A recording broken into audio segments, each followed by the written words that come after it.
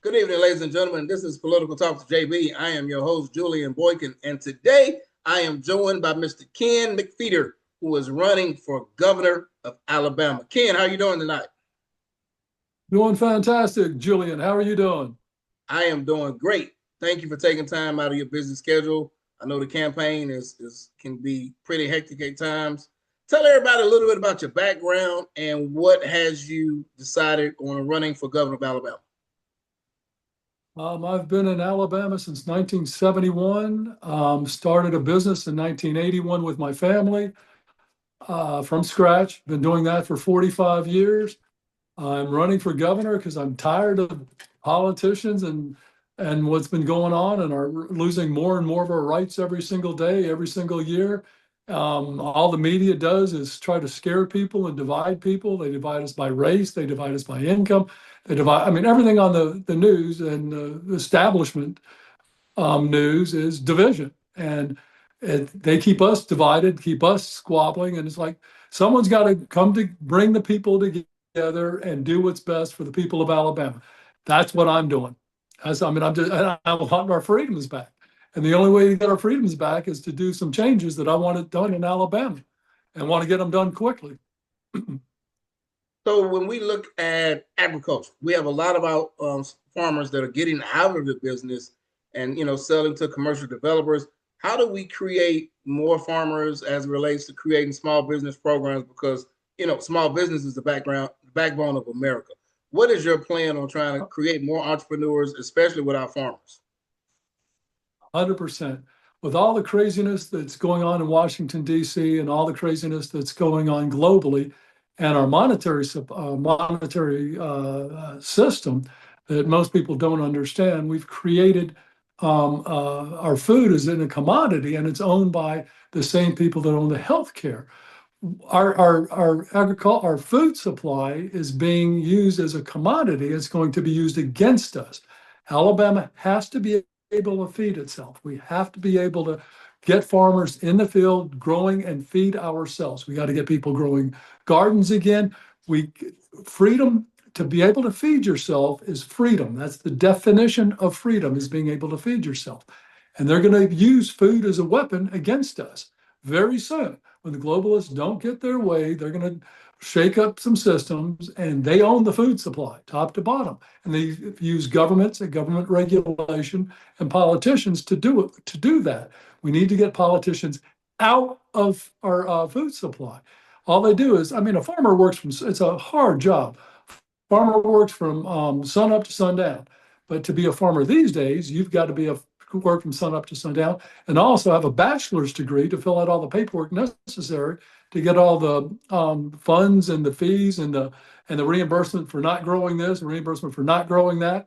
They've taken the farming out of farming, and they've turned it into a bureaucratic mess. That's what government does. We need government out of our food supply. When we look That's a at big thing with me. My apologies. When we look at our young people, especially our high school students, how do we create more opportunities for them outside of just going to college? How do we bring back vocational trades and really promote that for our young people? We really need to do that. If you research Rockefeller and our school systems were taken over, and they've taken education out of our school systems. They're not educating our kids by design on purpose. Rockefeller wanted complicit workers, not critical thinkers. If you look at all the philosophers in life, the brilliant people in life, they say the one thing that means more than anything else, and if to have a successful life, is virtues. Virtues are not taught intentionally in our schools. Ben Franklin had a program that he designed when he was like 19 or 20 years old, when he was sailing back from England on a boat, and he did it for the rest of his life. And it was 13 virtues, and he spent 1 week on each virtue at the end of every night. Didn't take him long. He goes, did I do that virtue? Did I live up to that? Did I not? And at the end of the week, he'd start on the next one. It's 13 weeks, and he'd start over, and he'd do it 4 times a year. And he did it for most of his life. And arguably, he's one of the most successful men in history. I mean, everyone still knows who he is. It's 250 years, 200 some odd years after he passed away. but they're temperance, silence, order, resolution, frugality, industry, sincerity, justice, moderation, cleanliness, tranquility, chastity, and humility. He also designed it so no one would get mad because it's non-religious. This is just virtues. And I mean, if you just take two of them, frugality and industry. If we taught our kids that working hard and saving money, most kids, if you work hard and save money, you're going to have a successful life. Your kids are going to have a stable, successful life. And number one was temperance, of course. You got to be sober to do it. So, and you got to teach a kid to be sober, work hard, save money, and you'll have a pretty much a successful life, as will your children. Why aren't we teaching that in schools? Every kid, every year, will spend 1 hour a day, every year they're in school, and they will learn the virtues. You go to prison, every prisoner in Alabama will spend a couple of hours a day studying virtues. If you go to get a ticket, or you do something stupid, you get caught and you got to go to prison or whatever, or parole, virtue classes. My dog's itching herself. I apologize. Um, but that's hugely important to me. And our schools have been taken over. They're not educating our kids by design, and it's destroying our society. So when we look at things such as healthcare, Excuse me. Oh, so, so when we look at healthcare, access yes, sir. to healthcare in rural areas in Alabama is a very hot topic. What is your plan on expanding that access to healthcare for rural development areas? And it goes back to the Rockefellers. And if you look, and this is not conspiracy, this is history.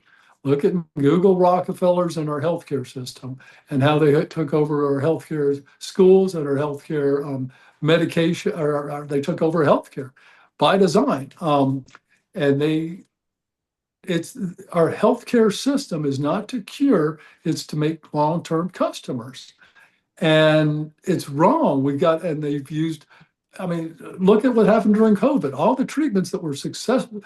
COVID is an extremely treatable virus. Our healthcare industry squashed all the treatments and forced remdesivir and Vents. They're responsible for killing hundreds of thousands of Americans. We don't want to expand a faulty healthcare system. We need to get government out of healthcare. We need to get the healthcare back between the patient and the doctor. And the doctor, let him treat, not or let him cure. Don't let him treat and get on a pharmacology regime for the rest of your life. We got to rethink healthcare. And it goes back also to the farmers. If we start eating better, if we get off the foods that they're giving us that are making us sick and start eating healthy foods again, we're not going to be sick. And it's kind of like it's insanity what government has done to our healthcare and our food, and we got to get them out of it. I know we got to do some rethinking, and I think this last 5 years has been a big wake up call for a lot of people, and it's time to rethink. We got to relook at the big picture, and we can't compete with the globalists. We can't compete with the guys that are issuing our currency. But we can do something in Alabama. Alabama, everything's local. If we can bring freedoms back to the people in Alabama, that's what we have to do. This is one of my big things, and I want to put this in the. We're building a new state house down in Montgomery that's going to house the state legislature. Article 1, Section 35 of our Constitution. Now, people have to realize constitutions are a contract between the people and the government. The people are in charge, and we use our constitutions to empower the government. We, the people, empower the government. We tell the government what they can and they cannot do through our constitutions. We have the power. Article 1, Section 35 of our Alabama's Constitution says that the sole object and only legitimate end of government, the sole object and only legitimate end of government is to protect the citizen in the enjoyment of life, liberty, and property. And when the government assumes other functions, it is usurpation and oppression. I have to look up usurpation, but I want to put that on a plaque in every single entrance to the new building down at Montgomery that's going to house the legislature in every meeting room. Usurpation, I have to look it up, so I'll put the definition on the plaque too, is when someone takes illegally power or authority and assumes that as their right. That's what, and the other one's oppression. What most of what government's doing these days is not allowed in our Constitution. It's usurpation and oppression. And I'm tired of it. I want my freedoms back. And then if we teach the kids virtues, if you look at the virtues, the reason they've taken over our schools and not educating our kids is what Thomas Jefferson said. An ignorant country and a free country is what never was and never will be. And they also say only the virtuous can be free. And I Correct. agree. Correct. Only the virtuous can be free. Why aren't we making our kids virtuous? I don't understand that. It blows my mind. That is a very good point. That leads into my next question. You the article came out where you challenged the residency of your opponent, Senator Tommy Tuberville. Can you please explain that to everybody? Yes. And when you run for governor or when you're running for office, and after the qualifying, you have 7 days to challenge if anyone you don't think is eligible to run. And there's some challenges. There's going to be some challenges if you, in the Republican Party, if you're going to run as a Republican, it can say, well, you cannot run as a Democrat and then run as a Republican, then an independent, and then a Republican. You can't give money to Democrats and independents and then want to run as a Republican and want their support. So they'll contest it. Well, the number one thing in the Alabama Constitution is the lieutenant governor and the governor have to live in the state of Alabama 7 years up to when elected continuously. It's very clear. There's no way around that. I mean, it's very clear. And the genie's out of the bottle. I mean, it's been reported in all the news, all the media, not all of them, a lot of them. The Republican establishment media is squashing it. 1819 News, which it screams establishment, has not even mentioned the challenge. It's one of the biggest stories in Alabama. It's going to be one of the biggest stories in Alabama for the next month. Some of the establishment media, the conservative media, the establishment-owned media, is not even mentioning it. But all Tommy's records, when you fly back from Washington, D.C., and then they'll fly you back to your home state. But they'll also fly you from out of state back to D.C. and they'll reimburse you if you do. But anyhow, all Tupperville's records from the U.S. Senate when he's going for reimbursement doesn't show him coming to Birmingham, or rather to Auburn. It shows him going to the beach or to Atlanta and then catching a flight down to the beach. And his return flights, and it's all on the line. And this is all done with a lot of independent investigators and newspaper folks, whatever, have gone through it. He doesn't live in Alabama. And on a wink and a nod, well, I've looked at it. And that's what his response was. Well, I've looked at it and I wouldn't run unless I think. And I've talked to the ALGOP and they don't think it'll be a problem. It's like, there is a problem, a huge problem. And they said, well, they may expand what it means to be 7 years. It doesn't have to be continuous. It's got to be cumulative. And that's wrong. You can't do that because he's voted in Alabama for the last 7 years.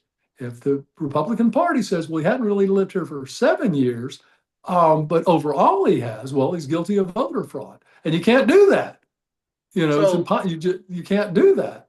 so real quick, let me make sure I understand this. You have to live in the state of Alabama for 7 years prior to Continuously. continuously. So I moved to Alabama after college in 2004, and then my wife and I we relocated to the East Coast in 2017. Does that count, or does the process start over once we No, come back to right. the state? Right. That happened to my goddaughter. And then, she didn't get to do it, but she's lived in Alabama her entire life.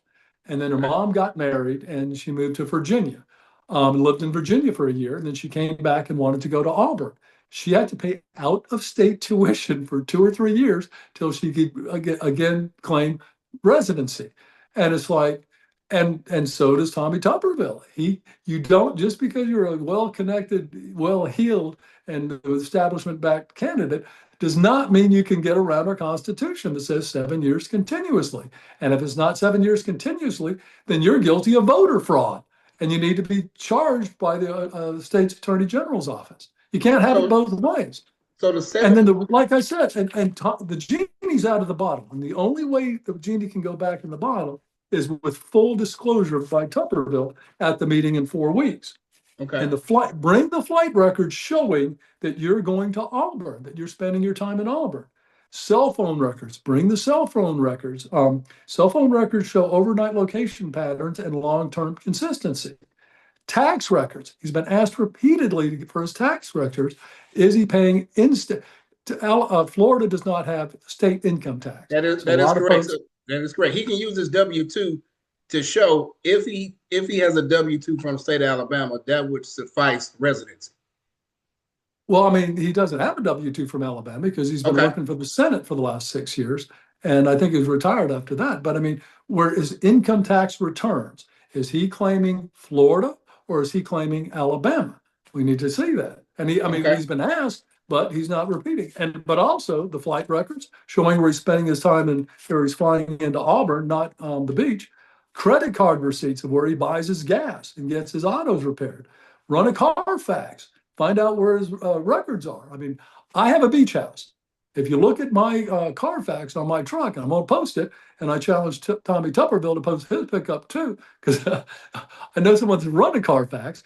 My Carfax, it looks at all the oil changes next to my office in Bessemer, next to, I've got a little cabin, a little camper at the lake. I get my oil change there. It's all here.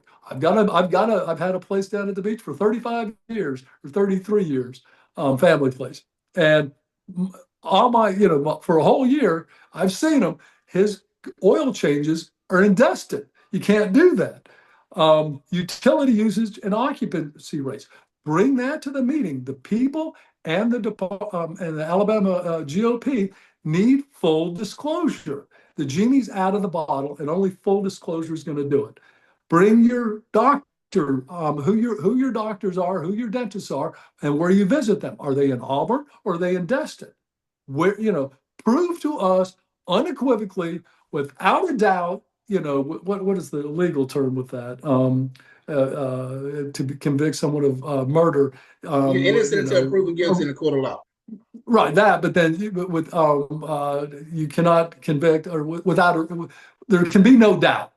Correct. Prove to the American Reasonable doubt. people there's no right a reasonable doubt, but prove to the American people or the people of Alabama that you live in Alabama, So because you all don't. those documents you just said, tax returns, who's your medical physician, would those suffice in meeting the requirements for residency and running for office in the state of Alabama? So I'm asking the question so that way when people watch this video and and you start laying it out, they can go and do their research and be like, okay, we see what Ken is saying. These are certain Right. documents that can suffice. Tax returns, where's your car Your register, travel documents. Where are you travel traveling to doc. when you leave DC? And it's easily bring them to the meeting. All he's saying is, well, I looked at it, and the ALGOP thinks it's okay because I've claimed homestead at my son's $280,000 1,400 square foot house. He has not lived in a 1,400 square foot house in 40 years. He's made a ton of cash. He picked a good profession to get into. Wasn't that great when he probably first got in it. Turned into a great financially for the folks that got involved when he was young. Unbelievable. I mean, they pay you $6 million if you're doing a bad job and fire you. I don't get $6 million when I get fired. No one Correct. I know does. So I mean, Correct. but anyhow, Correct. he's not going to live in a 1,400 square foot, $280,000 garden home in Auburn when he's got a $6 million house at the beach. I mean, he's insulting our intelligence of the people in Alabama to even think we would believe that. So I So mean, let the me ask genie's you. out of the bottle. To put it back in the bottle, full disclosure. Let Bring me it to the meeting. let me ask you a Uh, question real quick. Let me I'm jump sorry. in. Let me jump in real quick. What is the process? So March 7th, I think March 6th, March 7th, or March 7th, March 8th. That's in Birmingham, where the Republican Party of Alabama will have its spring session. The process is you bring all supporting documentations to prove that you're a resident. And what happens if Senator Tuberville does not produce those documents? Is it up to the Alabama Republican Party to implement some form of discipline, or how does it work for the people at home that's watching that don't know the process? Does it go to the Supreme Court, or what happens? Now, the way it works, the Alabama Republican Party decides who can run as a Republican. And they decide, the steering committee, and I think they change it, same people on the steering committee, and I think they call it the campaign committee, but it's the same people on the steering committee. I think there's 20 people. When it's contested, they're going to meet, I think, this Sunday. First, you get qualified. At the end of qualification, then the people have 7 days to file a complaint, or to contest someone's residency, or contest their eligibility to be on the Republican ballot. I contested it, and I had 7 days to do it. I contested it 2 days ago. And you fill out a one-page form and attach a letter and any documentation you want to attach. Within 4 weeks, so I think it's going to be at the end. It's going to be the end of February. I think it's like 26th or 28th of February. Not sure on the exact, but they have 4 weeks after the 7 days. So I think it's 4 weeks after tomorrow. This Sunday, they're going to meet and decide which ones they want to hear. And if they decide they want to hear this, and they have to, I mean, this would not be such a big story if the people in Alabama didn't really, if they actually believed he lived in Alabama. He doesn't. And no one believes it. That's why it blew. I mean, it's got national news. This thing's blown up. But at the end of the 4 weeks or any time in between, they'll get us together, and the person filing the complaint has 7 minutes to talk, and then the person accused has 7 minutes to talk. And then the steering committee is going to decide whether or not he can stay on the ticket. If he can, that's going to be the worst thing. And that's why I'm asking him to resign. He's not going to bring these documents to the meeting. He can't, because either he won't or he can't. And either way, he needs to step down. Because if they let him stay on the ticket, and if he wins the primary, then there's another challenge, and it's a legal term. And then the courts get to look at it. And they will subpoena this record and show he doesn't live in Alabama. And if they take him off the ticket, the Republican Party, normally if someone gets sick or someone dies after a primary before the general election, that they get to pick a replacement. And it's happened before, and they pick a replacement for the Republican to be on the ticket. But not if a court takes him off. Then the only person on the ballot in Alabama is going to be Doug Jones. I mean, and Doug, to me, I mean, I always look at Malcolm X. It goes, the worst thing for the black man and a Republican, or in America, is a white liberal. And I laugh. It's like, I'll one up you. The worst thing for Alabama in the world is a Mountain Brook white liberal. I mean, that turns your stomach. But I mean, and the voting base of most Democrats, and that is, are black in Alabama. There are some white liberals in Mountain Brook that vote for the Democrats, but the backbone of the Democrats and the big voting bloc of the Democrats in Alabama are the working black folks, and love them. And but I don't like what's happened to the party. I don't like the liberals that are taking care of the party. And I mean, whoever. But anyhow, he'll probably be our next governor if Tuberville doesn't step down. And I think there could be nothing worse than Doug Jones as our next governor for 4 years. It would be horrific. It would be horrible for the state. It'd be horrible for everybody. So, real quick, if people want to make a donation to your campaign, ask additional questions, how can they get in contact with you? My email, and I answer my email. It's Ken, Ken 35216, Ken, Ken 35216 at yahoo.com. And my email, you can also email me from my website, Ken, Ken, and then the number 4, Ken4gov, Gov.com, Ken4gov.com. And there's a link on there if you want to make a donation. And but I'm not the guy that's getting my counterpart, the guy I'm running against. He's going to have about $20 million, Who in the heck gives someone $20 million, and some people are writing them $100,000 checks? We got to stop voting for these people. And then, Doug Jones, they give him, I think, what, 500,000 or something the first day he ran or whatever. And these are the two guys that keep us all separated. To me, they both work for the same folks. They're part of the establishment. And they always try to keep us separated. The Republicans are all, hate the Democrats, and Democrats hate the Republicans. We got to stop that. We got to do what's best for the people. Right. We got to get our education taken care of. We got to start teaching our kids values and virtues. If we, it will change. Companies from all over the world will fall all over themselves to come to Alabama to hire our kids that are virtuous and start companies. And it will completely change Alabama. We have to do this, and then got to get healthy. We got to rethink medicine. We can't continue to let the globalists medicate us and keep us weak and sick. Same with the food supply. Our food supply is making us sick and weak Agree. and infertile.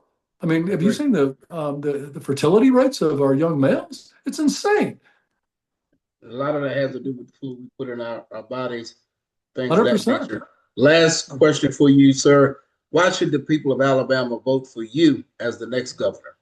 I'm the only one telling the truth. I live in Alabama, and I really am. I'm top. I've talked about some things that people won't talk about, and I am trying to tell the truth because I think I was at a function and I spoke and I asked them. I said one of the things I pray at night or whatever because I pray. I think prayer is good for you. I don't know if it does any good, but it's good for me. And I think it does good. But I'll always pray. It's like, let people look into my eyes, look into my heart, and look into my soul to see that I'm sincere. Because that is so important right now. Because most people, and especially politicians, they don't, they can't tell the truth. I mean, but then it's hard to get 20 million these days if you got to run for office, and that's why no one's running against my opponent because they gave him $20 million. And there's a lot more name-worthy people are named with better name recognition than I am in Alabama, but I didn't care. I said, I'm going to do what's right, and I'm going to run. I'm going to run for the people, even without $20 million. And then hopefully he's going to have to step down. You cannot not. I mean, the genie's out of the bottle. Like I said, what is it? And the flight logs show Tupperville's got to go. And he does. The flight logs show Tupperville's got to go. He's flying home to the beach when he comes home. And he's flying back from Florida back to DC. The flight logs show that. He's not spending the time in Auburn, doesn't live in Auburn. And that's unconstitutional. And the first duty of a governor, very first thing the governor does is put his hand on the Bible and swear to uphold Alabama's Constitution. Well, if Correct. you're using an address of convenience to circumvent the Constitution, I mean, the hypocrisy of putting your hand on the Bible and the first thing you do is swear to uphold it, the thing you've just circumvented. It makes no sense. People of Alabama, do what's right. Vote for me. Like I said, I'm sincere, and I will try to do what's best. And I'm not at war with the establishment. I need the establishment to accomplish it, and I don't understand the establishment either. Can I? Do you still have time? Can I say a few things? Sure, go ahead. And this is what I really don't understand about the establishment. The establishment in Alabama is supposed to be about independence. We're always supposed to be, home rule. When I've been down in Montgomery a lot working for my industry or lobbying for my industry, unpaid, just doing what's best. The home rule, home rule. I mean, Alabama is always about independence. Well, we need to be food independent. But my opponent, he worked with the Senate a committee on armed services to get the things necessary to pass and put into the big, beautiful bill. Now he got on TV. We got to get back to Washington, D.C. and pass the big, beautiful bill. Well, in that big, beautiful bill is the stuff he worked on that's bringing military and intelligence agency software designed to use against our enemies turned and to be used on against the American people. So we're going to be military and intelligence agency software turned surveillance software turned on the American people. And that's why they're building all these data centers. is to monitor the people, is to protect, and it's not protecting us from them. They'll say, oh, we're trying to monitor all the illegals on the road. No, it's to protect them from us. When you go out, there's going to be cameras all over the place. They're going to use facial recognition software anytime you're on the road, and it's going to go into a big database. All your social media posts, all your bank transactions is all going to be monitored by the government. My Correct. opponent's on the top of all this. It's insanity.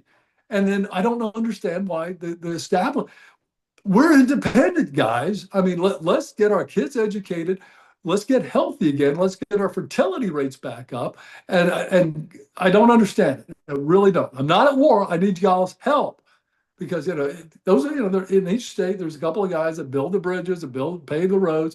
I don't have my own folks that are coming out that are getting their own contracts. We need you guys to make these changes to make Alabama healthy, intelligent, and virtuous. It's good for everybody. Make everybody free. Well So we can said, have sir. home rule. Well said. Ladies and gentlemen, Mr. Ken McFeeter, candidate for governor of Alabama. Ken, thank you for your time. Best of luck to you in your campaign, sir. Julian, thank you very much. You're a heck of a guy. You are the future of news. This is the only way the news is going to get, the truth is going to get out. Thank you for your service and thank you for what you do. Thank you, sir.